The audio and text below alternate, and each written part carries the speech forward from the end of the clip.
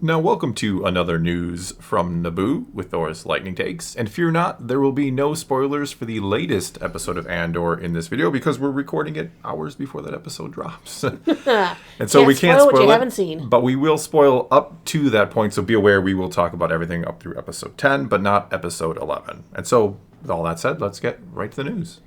We're going to talk today about an article from StarWars.com because we love deep diving characters on this channel, as you know. There's few things I enjoy more than delving into a good character discussion. We're going to talk about losing Bix, where Adriana Arjona is going to talk about the downward spiral of her character, Bix Caleen. We know that she and Tony Gilroy discussed at length the character art of Bix, just like he and Andy Serkis talked a lot about where Kino's character came from, where they're going. She did the same with Tony Gilroy. Always good when you kind of get the actor input. So they, I think it's a two-way street. So you understand what the director wants, you understand what the actors kind of wants to aim for, and so you have a, probably meet in the middle and really figure out the character together. Right. I think it really fleshes it out because the character's really, the actor thinking their inputs being in there is going to be even more motivated. Exactly. If because you feel like you are, I made this. This is me. I get to put a part of myself in this instead of trying to duplicate somebody else's ideas. Yeah. Mm-hmm. As viewers, we have been witnessing the downward spiral of Bix. She started out as this self-made salvage dealer, in charge of her own shop, and doing now some stuff on the side. Well, now we've got a tortured captive being held against her will by the Empire. Arjona says Bix is a bold and fearless, hard-working, incredibly loyal, sometimes to her own detriment. But her world begins to unravel swiftly. Yeah, when hearing the screams of dying children. Oh, I would unravel a world, I would definitely say. She goes on to say, she really takes care of the people around her.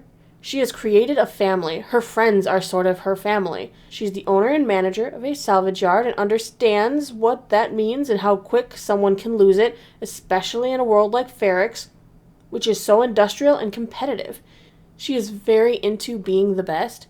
So when Cassian comes to ask her for this big favor, I think that decision means so much more. It is so much more intense for Bix because she's the one who could really lose it all. And that's very true. I mean, introducing Cassian to Luthen Rael, just, that is a huge risk for her. She's changing up a pattern that the ISB took notice of. Yep. I mean, that is Cassian's favor is what's leading to her destruction. It's kind of funny how Cassian weaving his way through these different characters kind of leaves a trail of destruction in his wake, right? It's not intentional. No, it's not intentional, but everywhere he goes, it's kind of... And yet, I think that kind of starts to turn around in the prison arc, right? I mean, he ends up there, and yet his presence is what ends up kind of liberating and motivating all these, motivating Kino to be the one who kind of steps... Like we've discussed before, it's not that Cassian is the leader, but he knows how to motivate people to lead. Yes, he kind of knows how to get what he wants out of people. Yeah, exactly. And whether he's using it for himself or for others is what's changing. That's a fantastic way to put it. He can manipulate people. Now, you can, as a manipulator, you can manipulate people to your own end, or you can potentially manipulate them to... Exactly. Something to better others, right? Yeah. Of course, introducing Cassian to the buyer, Luthen Rael, just as the Primor security is about to converge on Ferrix, on Andor's tail with a tip-off from her boyfriend, Tim with 2 M's, is this inciting incident in that first arc that spurs the rest of the season for Bix and for her inevitable descent. It's that moment, even more than being tortured by Dedra Meero in the ISB, that fractures Bix's resolve. She goes on to say, I think that the betrayal of Tim is what completely breaks her. She can't understand why that happened and feels so silly and stupid and sort of judges herself. She trusted him, and she doesn't really trust people. That sort of takes her on this spiral where she's no longer Bix. She loses that autonomy. She loses that power, that fierceness. I mean, she saw her partner sort of die in front of... And I think his death really is what switches everything for Bix. And that head injury doesn't help her either. Well, I'm sure. I mean... Think about it. She did come from a place that you could tell from the beginning she doesn't really trust people.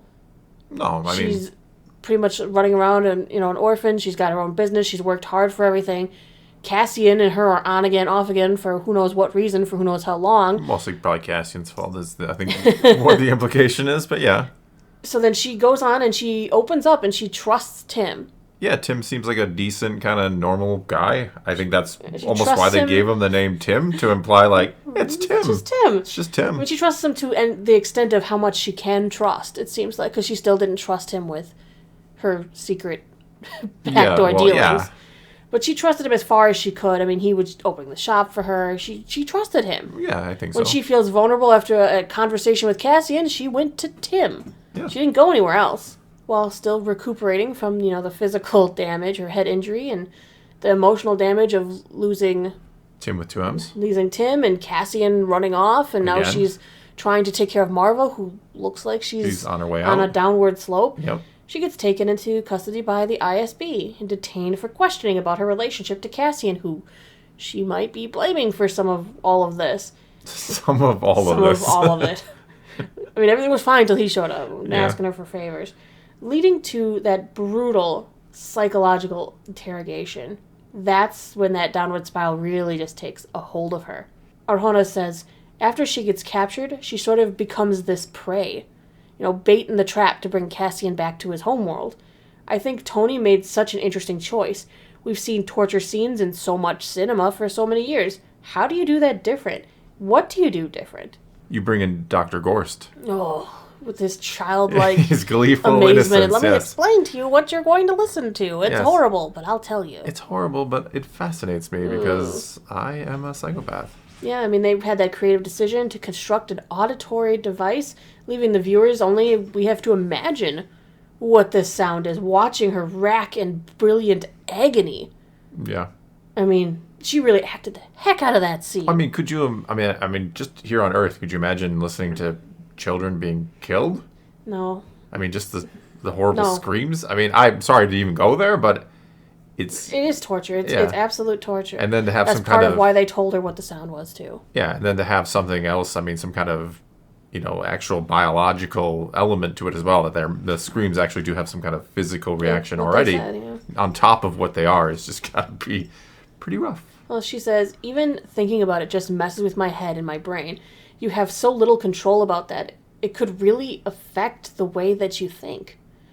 While we don't know at this point, recording the video, where she's going to end up when the Empire is done interrogating her, the Bix we met at the beginning of the series is gone.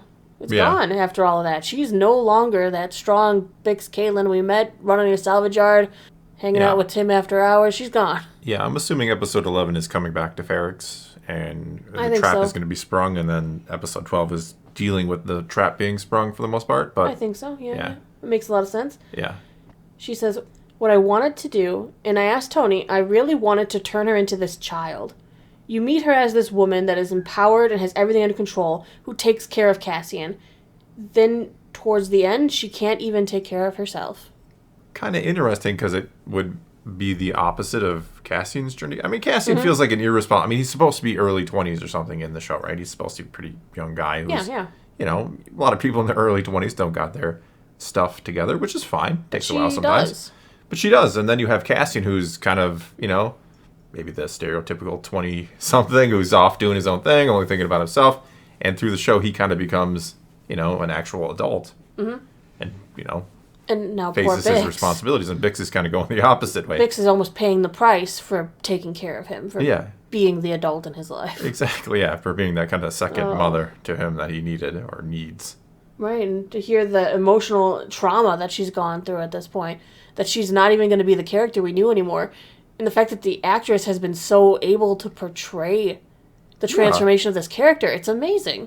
Well, that's every character, every actor has been such a hand-in-glove kind of thing. It's like, and I do wonder if it goes back to Gilroy kind of sitting them down and being like, well, what do you think about this character? And kind of, maybe changing them to a little bit to suit what they want. And is that, I mean, I have no idea. Obviously, I've never been a part of a filming of a major anything. I've never only been a part done acting in school, but small productions. So I don't know if it's kind of. I'm sure it's the norm to talk to them about the character, but I'm sure a lot of the times, directors, writers, big egos, they don't want to really. Okay, you're here. You're the talent. You get to run around and do what I say.